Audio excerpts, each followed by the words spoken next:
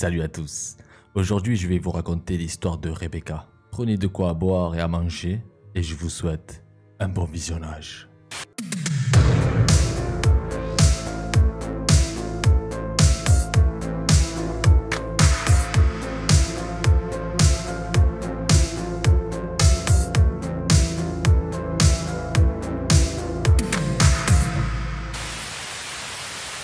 Rebecca, âgée de 19 ans, son rêve c'est être réalisatrice. Depuis l'âge de 17 ans, elle se filme avec ses potes pour réaliser des courts-métrages et elle participait à plusieurs concours comme Festival Nikon ou Short Corner et etc. Malheureusement, elle n'a jamais gagné un concours, alors Rebecca décide d'envoyer des mails à tout le monde pour travailler dans l'industrie du cinéma. Et un bon jour, elle reçoit un courrier par la poste de la destination New Jersey, près de Philadelphie. Dans ce courrier, il est écrit qu'elle était admise pour travailler pendant 6 mois en tant qu'assistant de location de matériel de cinéma. Sans surprise, Rebecca en fait saute de joie, elle est super contente, elle montre ça à ses parents et ses parents encouragent Rebecca d'aller en Amérique pour réaliser son rêve. Alors ils achètent un billet d'avion pour New Jersey, mais avant tout, les parents décident de chercher un appartement pour les 6 mois en Amérique. Pendant 3 jours de recherche, une maison qui livre juste à New Jersey, exactement la rue Camden. Les images que vous voyez ici, c'est juste après l'histoire. C'est pour cette raison que la maison elle est fermée. Bien arrivée à destination. Février 2023. Rebecca elle arrive bien à New Jersey et elle va en direction de sa nouvelle maison. Elle se pointe à l'heure du rendez-vous et elle attend pendant 5 minutes. Elle trouve pas normal que la proprio soit toujours pas là et regarde ses mails et en fait elle a 30 minutes d'avance. Alors Rebecca contemple sa nouvelle maison. Elle le trouve miteux mais avec un charme. Elle se dit qu'elle va habiter là pendant 6 mois, alors elle se prend pas la tête.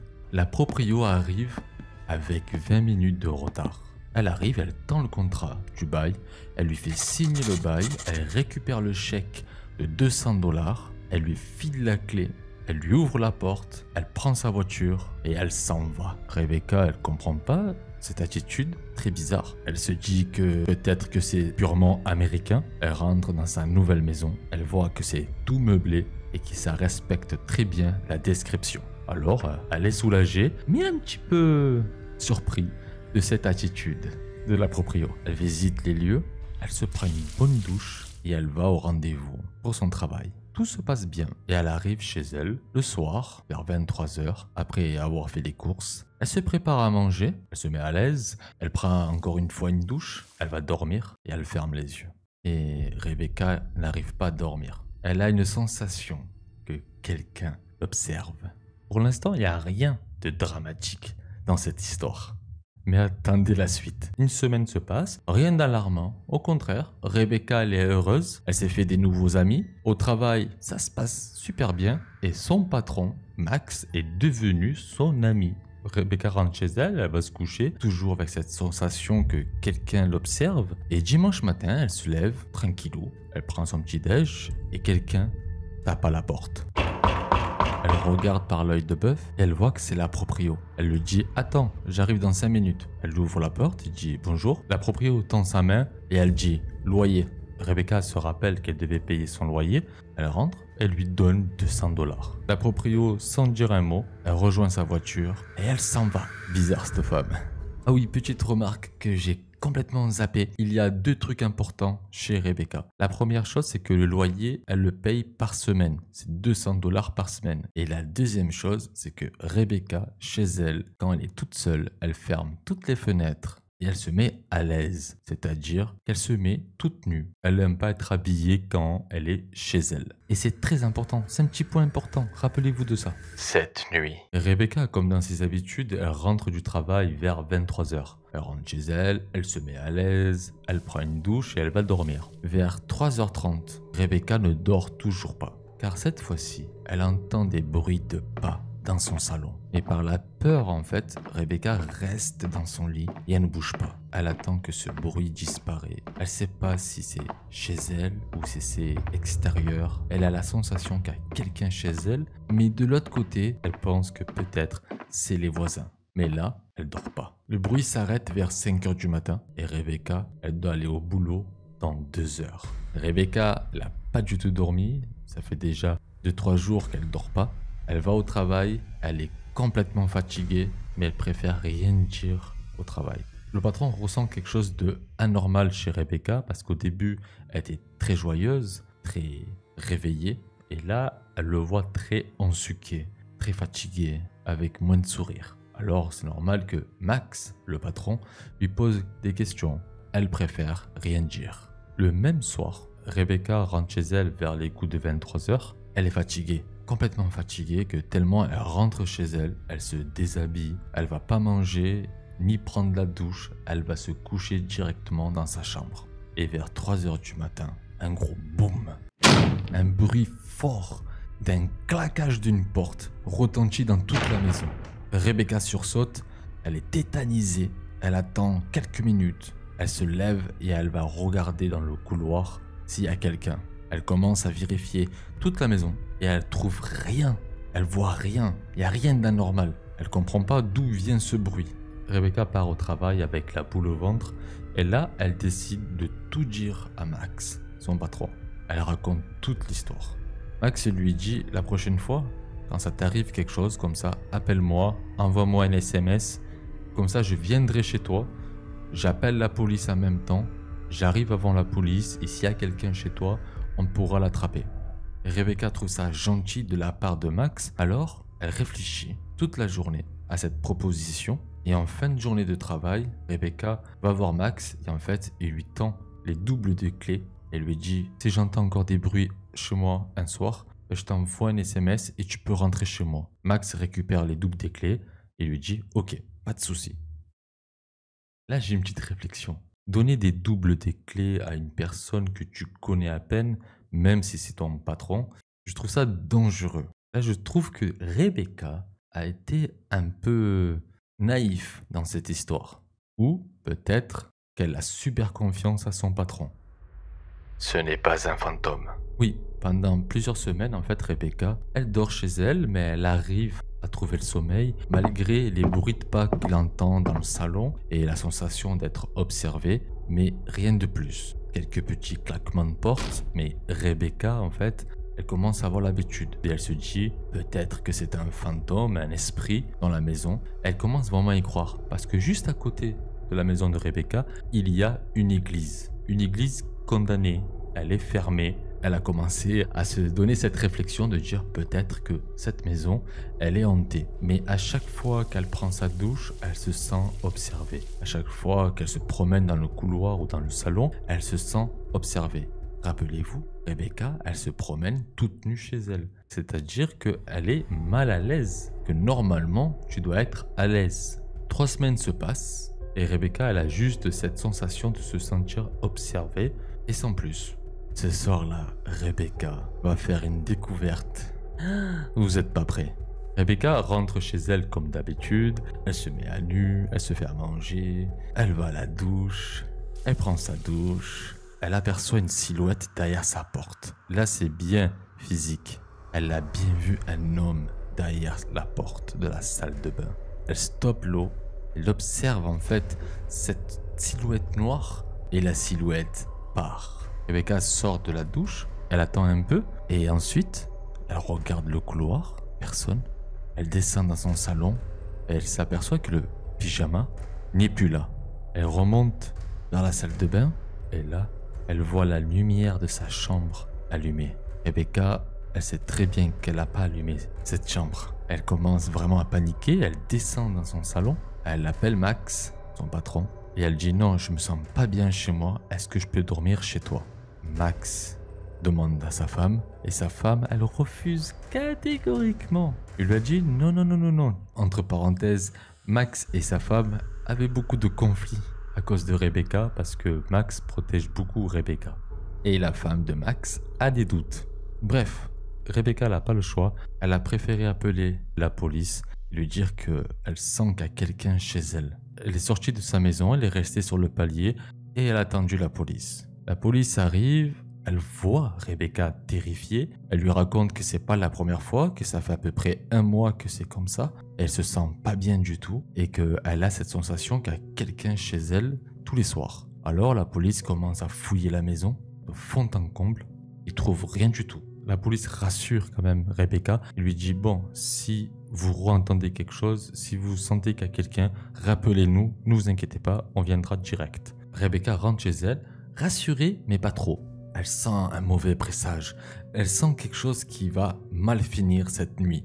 Et la pauvre, si elle savait qu'est-ce qui va se passer là, ah là là, elle aurait dû réfléchir 2 fois avant de faire une action. Rebecca rentre dans sa chambre, elle va essayer de dormir, elle ferme les yeux, elle essaye, elle a du mal, et les heures passent. Et vers 3 h du matin, elle entend des bruits de pas. Elle s'approche de plus en plus dans sa chambre. Elle voit un homme avec un couteau. Elle commence à paniquer, elle ferme les yeux, elle fait semblant de dormir, tout à fait normal. Elle bouge pas, et elle entend cet homme murmurer « Je dois te tuer, mais t'es belle toute nue, mais je dois te tuer. » Moi j'entends ça et je comprends que c'est la fin de ma vie. Cet homme c'est vraiment un psychopathe. Et le pire c'est qu'il est dans sa chambre. Voilà, c'est la fin pour Rebecca. Merci pour avoir regardé cette vidéo. Ciao. Non, je rigole. Non, ça se finit pas comme ça. C'est pire. Rebecca ne bouge pas. Elle prie toutes ses forces. Et là, l'homme avec le couteau, il murmure « Je suis désolé, mais je dois te tuer. Et cette fois-ci, je te tue à 5 h du matin. » Rebecca, là, elle est en transpiration. Son cœur bat à 10 000 km/h. Elle ne sait pas si elle va mourir de coups de couteau ou d'une arrêt cardiaque. Elle se sent pas bien. Cet homme, il est à 2 mètres d'elle. Elle arrive à sentir la transpiration de cet homme. L'homme regarde Rebecca en reculant. Et cette fois-ci, il dit en murmurant « C'est à moi. C'est ma maison. » Déjà là, ça commence à être flippant. L'homme a décidé de tuer Rebecca à 5 h du matin. Mais actuellement, il est 3 h du matin pour Rebecca. L'homme quitte la pièce. Il se dirige au salon. Rebecca entend ses pas qui tournent en rond. Elle décide de prendre le téléphone, d'envoyer un SMS à Max, de dire d'appeler la police, de venir à la maison parce qu'il y a un homme avec un couteau et qu'il veut tuer Rebecca à 5 h du matin. Max répond 2 minutes après qu'il arrive, qu'il appelle la police et qu'il ne bouge pas de sa chambre et qu'elle continue de faire semblant de dormir. Et pendant ce temps, l'homme au salon chante. C'est bon, là il a décidé d'aller jusqu'au bout pour rendre, on va dire, cette situation agréable pour lui. Le pire, c'est qu'il se fait couler un café. Rebecca elle reste clouée dans son lit et elle compte les minutes. Chaque minute passée, pour elle, c'est 1 heure. Le temps passe très lentement. 3 h 10, 3 h 12, 3 h 15, toujours rien. 3 h 18, toujours rien. 3 h 20. Elle entend un bruit de porte. Elle entend un cri. « Rebecca, t'es où ?» C'est la voix de Max. Rebecca, elle est toute contente, mais elle a peur. Et tout d'un coup, un gros vacarme dans le salon. Des cris, des coups, des verres qui éclatent. Le mobilier qui part dans tous les sens. Rebecca ne bouge plus de son lit. Elle est complètement stressée. Ça dure plusieurs secondes. Ça crie de partout. Et tout d'un coup, silence radio. Rebecca, elle ne bouge plus de son lit. Elle prie toutes ses forces que c'est Max qui monte et pas le tueur. Elle entend un bruit de pas qui s'approche tout doucement, en ricanant. Rebecca a compris directement que c'était pas Max. L'homme au couteau rentre dans la chambre et murmure « À 5 h du matin, c'est à ton tour » et quitte la chambre et retourne dans le salon. Rebecca, tétanisée, elle se sent pas bien, elle est là avec les yeux fermés, elle a peur. Elle se dit c'est bon, c'est la fin. Quelques secondes après, elle entend un gros bruit et ça crie « Don't move, don't move, don't move !» Ça veut dire en fait pas bouger, d'accord? Elle comprend que c'est la police, ça commence à crier dans tous les sens. Rebecca se replie dans son lit et elle entend 2 coups de feu. Rebecca bouge plus, il n'y a plus de bruit. Elle entend dans le couloir, c'est la police. Et Rebecca, elle est tétanisée, elle se sent pas bien. La police, elle rentre dans la chambre, ils disent « C'est bon, vous êtes en sécurité ». Et en passant par le salon, Rebecca voit Max allongé par terre. Rebecca est amenée à l'hôpital et ensuite questionnée par la police. Le lendemain de cette histoire, Rebecca, elle apprend que Max, son patron, a succombé de ses blessures. Elle apprend aussi que la femme de Max porte plainte contre Rebecca pour complice de meurtre. Et quelques jours plus tard, Rebecca, elle apprend le tueur était le fils de la propriétaire. Le fils de la propriétaire avait une pathologie qu'il était schizophrène. Forcée de quitter les États-Unis, Rebecca rentre en France et quelques mois plus tard, elle reçoit un virement de 17 000 $ pour les dommages et intérêts. Elle a plus de nouvelles de la proprio et elle a plus de nouvelles de la femme de Max. Et Rebecca a juré à ses parents qu'elle mettra plus les pieds aux États-Unis. J'espère que cette histoire, ça vous a plu. Si vous avez vraiment aimé cette histoire, mettez un petit commentaire et je réponds si j'ai le temps. Sinon, tu mets un petit pouce bleu en bas de cette vidéo. C'est vrai qu'on en demande et c'est pour savoir si ce genre de contenu vous plaise. Moi, j'aime bien. Franchement, raconter des histoires d'horreur, surtout le mois d'octobre, c'est kiffant. J'adore ça. Et surtout, si tu es nouveau sur cette chaîne, abonne-toi. Parce que les strays d'horreur, les documentaires d'horreur, tout ce qui est en rapport avec le creepypasta et tout autre dans le domaine de l'horreur, c'est ce que je vais faire sur cette chaîne. Et je prendrai ce concept plus au sérieux pour le mois de janvier. Oui, parce qu'il y a des trucs qui vont arriver en décembre. Rien à voir avec l'horreur, mais c'est déjà prévu. Mais alors je ne peux pas l'abandonner et vous avez compris. Sinon, octobre et novembre, ça va être rempli d'horreur. Décembre, on va retomber sur le côté un peu joyeux. Et ensuite, janvier, on rebombarde des histoires d'horreur ou même peut-être des enquêtes que je réaliserai moi-même. Et ça peut être super marrant. Et aussi, avant de quitter cette vidéo, tout ce que j'ai envie de vous dire, c'est que j'ai aussi des idées parodiques vraiment très courtes et je pourrais sortir ça en hors-série comme ça, voilà, parce que j'aime créer et j'ai envie de continuer à créer des choses. Et sur ce, n'oubliez pas, soyez toujours vigilants. Ciao.